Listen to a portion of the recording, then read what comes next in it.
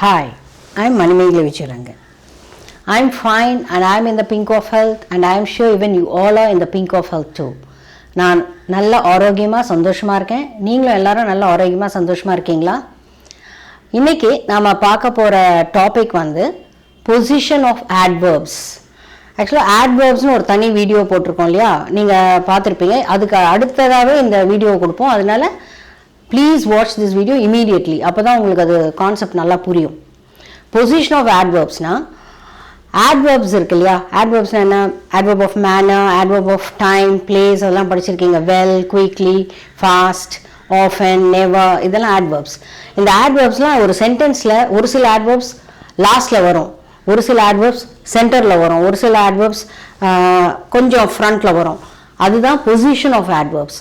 கரெக்டாக யூஸ் பண்ணணும், இல்லைன்னா நம்ம பேசும்போது ஒரு மாதிரி காமெடியாக இருக்கும். அதனால தான் இந்த டாபிக் வந்து ரொம்ப இம்பார்ட்டன்ட். கேர்ஃபுல்லாக கவனிங்க. இப்போது adverb of manner, adverb of place, adverb of time, இந்த மூணுமே நான் ரொம்ப டீட்டெயிலாக போகல, ஏன்னா ஆட்வர்ப்ஸில் இதோட டீட்டெயில்ஸ் கொடுத்துருக்கேன். ஸோ இந்த மூணு ஆட்வர்ப்ஸும், adverb of manner, adverb of place, adverb of time, இந்த மூணு ஆட்வர்ப்ஸும் பார்த்தீங்கன்னா ஒன்று வேர்புக்கு அப்புறமா வரும், அப்படி இல்லைன்னா ஆப்ஜெக்ட்டுக்கு அடுத்ததாக வரும். இப்போ எக்ஸாம்பிளோட சொல்கிறேன், அப்போ தான் உங்களுக்கு புரியும். வேர்ப்னா தெரியும் உங்களுக்கு, the word which helps you to know the tense. இப்போ for example, Ram ran quickly. இப்போ ran வந்து வேர்ப் இல்லையா, குயிக்லி லாஸ்ட்டில் வருது பாருங்கள். அதே மாதிரி Ram ran a race quickly. இப்போ ரேஸ்ன்றது object. What did you run? Race. அதே மாதிரி சீதா sang ஸ்வீட்லி, வேர்புக்கு அப்புறம் வருது பாருங்கள், sang. Sita sang a song sweetly. What did she sing? A song. So ஆப்ஜெக்ட்டுக்கு அப்புறமும் வருது, வேர்புக்கு அப்புறமும் வருது. Adverb of manner, adverb of place and adverb of time, இது மூணும் அது மாதிரி வரும். நான் ஒரு சில எக்ஸாம்பிள் சொல்கிறேன், நோட் பண்ணிக்கோங்க. She listens calmly. She listens to the speech carefully. இப்போ புரியுதா? Listens, it's a verb. வேர்புக்கு அப்புறம் வருது, calmly. How did she listen? Calmly. She listens to the speech. To what did she listen? அது வந்து object வந்து இங்கே speech. So object பக்கத்தில் வருது பாருங்க, carefully. How did she listen? Carefully. So adverb of manner வந்து வேர்புக்கு அப்புறமும் ஆப்ஜெக்டுக்கு அப்புறமும் வரும். அதே மாதிரி adverb of placeம் அது மாதிரி தான். அதுக்கு ஒரு எக்ஸாம்பிள் கொடுக்குறேன். I looked everywhere. I looked for her everywhere.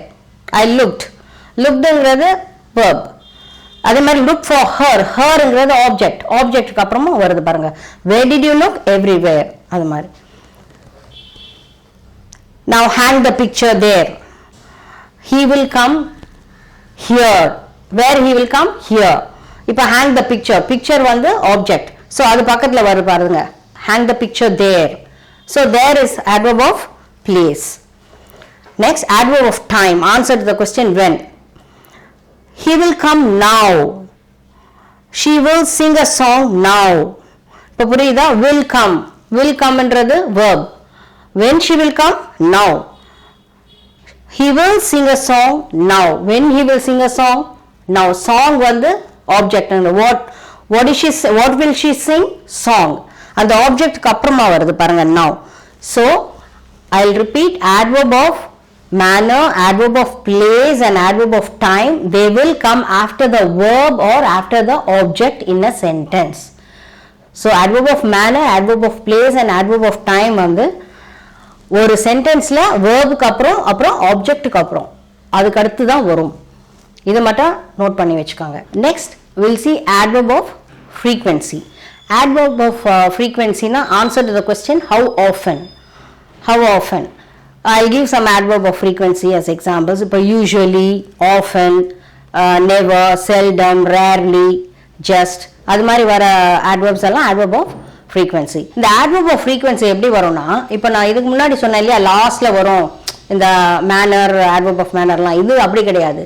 இதுதான் நடுவில் வரும். ஆனால் நடுவில்னா நம்ம இஷ்டத்துக்கு எங்கே வேணால் இன்சர்ட் பண்ணிட முடியாது. அதுக்குன்னு ஒரு ரூல் இருக்குது. சப்ஜெக்ட் அண்ட் வேர்புக்கு நடுவில் வரும். இப்போ இதுக்கு ஏற்ற எக்ஸாம்பிள் ஒன்று சொல்கிறேன், நல்லா கவனிங்க. My dad scolds me. அதாவது எங்கள் அப்பா என்ன திட்டுறாரு அப்படின்னு வச்சுப்போம். மை டேட் இஸ் சப்ஜெக்ட் இந்த சென்டென்ஸில், ஸ்கோல்ஸ் வந்து verb. So my dad never scolds me. இந்த நெவர்ன்றது adverb of frequency. பாருங்க, மை டேடுக்கும் ஸ்கூல்ஸ்க்கும் நடுவில் வருது. ஒரு சிலர் பேசும்போது never my dad scolds me, my dad scolds me never அப்படிலாம் சொல்லுவாங்க.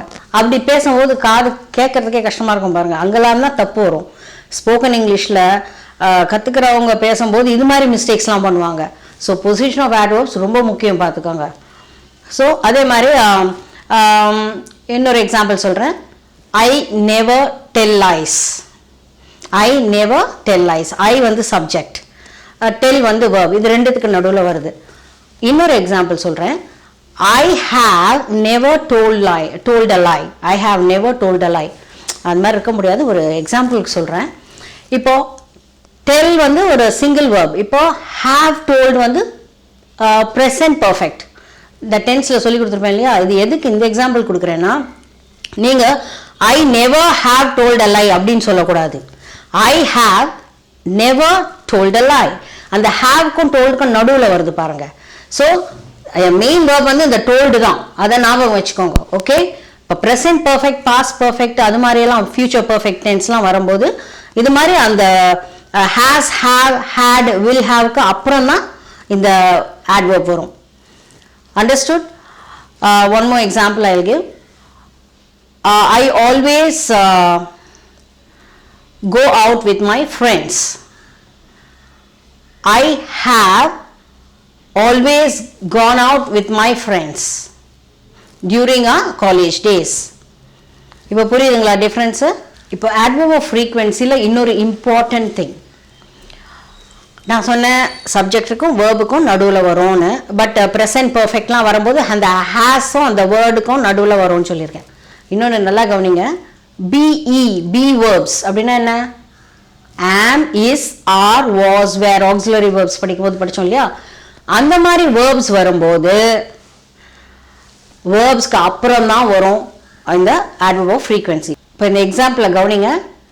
ஐ ஆம், verb பக்கத்தில் தான் வருது பாருங்க. am is a verb. be verbsனா be verbs பக்கத்தில் தான் இந்த adverb of frequency வரும், முன்னாடி வராது. I am never late for my school. She is hardly friendly with others. புரியுதுங்களா? is, am இதெல்லாம் வந்து அதுக்கு அப்புறம் தான் இந்த adverb of frequency வரும். பட் இதுக்கு முன்னாடி நான் என்ன சொன்னேன்? மெயின் வேர்ப்ஸ்னா சப்ஜெக்ட்டுக்கும் வேர்புக்கும் நடுவில் வரும்னு சொல்லியிருக்கேன்.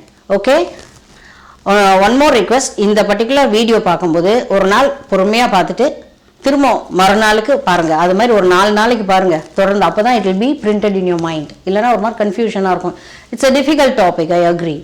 ஓகே, இப்போ நான் சொன்னதை ரெண்டே எக்ஸாம்பிளில் சம்மப் பண்ணி திருப்பி சொல்கிறேன். நல்லா கவனிங்க. ஏன்னா ஒரு இடத்துல சப்ஜெக்டுக்கும் வேர்புக்கும் நடுவில், ஒரு இடத்துல பி வேர்ப்ஸ் வந்து ஆஃப்டர் த வேர்ப்னு சொல்லியிருக்கேன். I will give one example.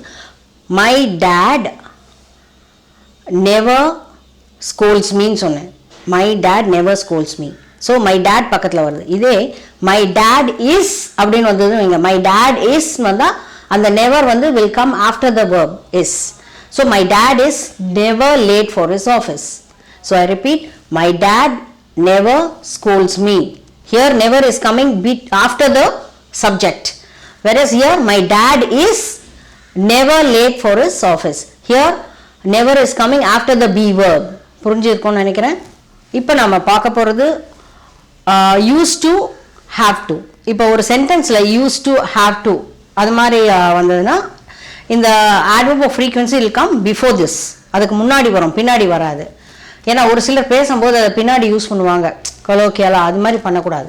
இப்போ ஃபார் எக்ஸாம்பிள், சிம்பிள் எக்ஸாம்பிள் சொல்கிறேன். I usually use to have a cup of coffee in the morning. I usually used to, அந்த used to முன்னாடி வருது பாருங்க. usually I usually used to have a cup of coffee in the morning. இப்போ ஒரு சிலர் பேசும்போது I used to have a cup of coffee in the morning usually, இல்லை அந்த usually முன்னாடியே சொல்லுவாங்க. usually I used to have a cup of coffee அப்படிலாம் சொல்லுவாங்க. ஸோ அந்த ஐக்கு அப்புறம் அந்த have to, used to வரத்துக்கு முன்னாடி தான் இந்த usually, often அது மாதிரி adverb of frequencies யூஸ் பண்ணணும். இப்போ இன்னொரு example, I often used to jog in the morning. Some people will say I used to often jog in the morning அப்படின்னு சொல்லுவாங்க. இந்த often வந்து used to அப்புறம் சொல்லுவாங்க. So don't say like that. used to and have to வந்தால் அதுக்கு முன்னாடி தான் in the adverb of frequency will come. For next enough and only இந்த ரெண்டு வேர்ட்ஸ் பார்ப்போம், இந்த ரெண்டு adverbs.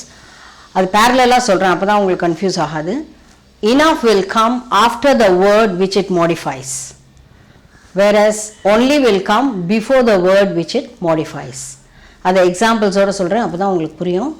இது ஒரு சில சென்டென்ஸில் ஸ்ட்ரெஸ் பண்ணி பேசுவோம் இல்லையா, அந்த நேரத்தில் யூஸ் பண்ணுறது. So enough will come after the word and only will come before the word which it modifies.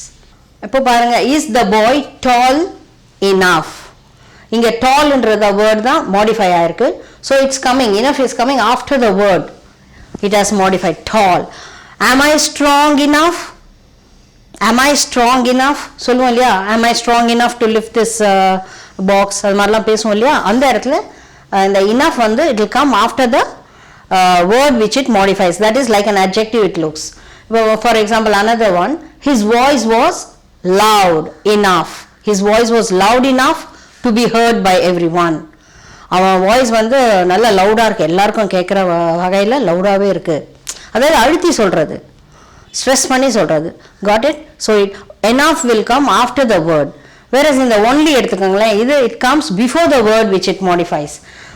For example, இப்போ I worked only 2 sums அப்படின்னா 2 sums தான் இங்கே வந்து word that has been modified. So we are stressing on that 2 sums.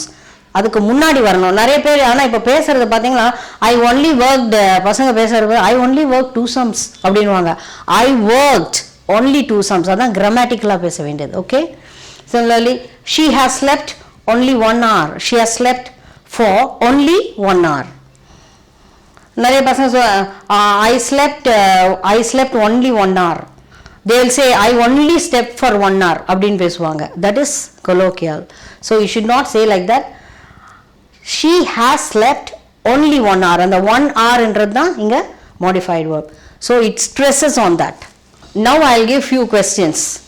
ஒரு short டெஸ்ட்னு வச்சுக்கோங்களேன், ஏன்னா இது எல்லாத்தையும் சேர்த்து படித்த பிறகு இதை பண்ணிங்கன்னா கொஞ்சம் யூஸ்ஃபுல்லாக இருக்கும். So you try to do the test on your own and then check the answers. I'm sure I would like to repeat this. Please watch this video again and again. ஒரு வாட்டி பார்த்த உடனே அப்படியே வச்சு போர் அடிக்குதுன்னு மூடி வச்சுட்டாதீங்க, ஏன்னா இட்ஸ் அன் இம்பார்ட்டன்ட் டாபிக். கொஞ்சம் ரிலாக்ஸாக பார்த்துட்டு ஒரு நாள் விட்டுட்டு திரும்ப the next day just after a gap you have to watch. That's a trick in learning. Okay. He invited me to his house. இப்போ often அந்த வேர்டை வந்து எங்கே இன்சர்ட் பண்ணணும்னு பார்த்துக்கோங்க. Next, I am determined to surrender. Within bracket I'll give never. இந்த never எங்கே insert பண்ணணும்னு பார்க்கணும் நீங்கள். I go out with my cousin. Hardly. That is not good. Enough. Hari played the guitar last night brilliantly in the concert. I go to gym 2 days a week. Within bracket, only, usually.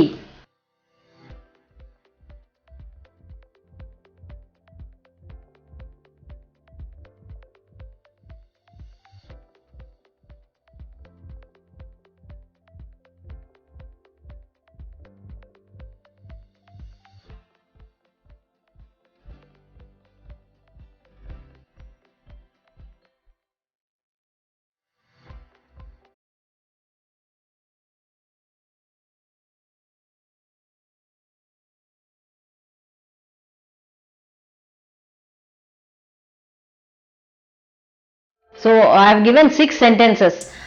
எவ்வளோ பேர் 6 on 6 வாங்கினீங்க? Full mark வாங்கினீங்களா? சரி, பரவாயில்ல. இருந்தாலும் திருப்பி அந்த வீடியோவை பார்த்துட்டு ட்ரை பண்ணுங்கள். இன்னும் நிறைய எக்ஸசைஸ் கூட கொடுக்குறேன் நான் later. In the next video I'll meet you with another important and interesting topic, of course. Till then, take care. Bye bye.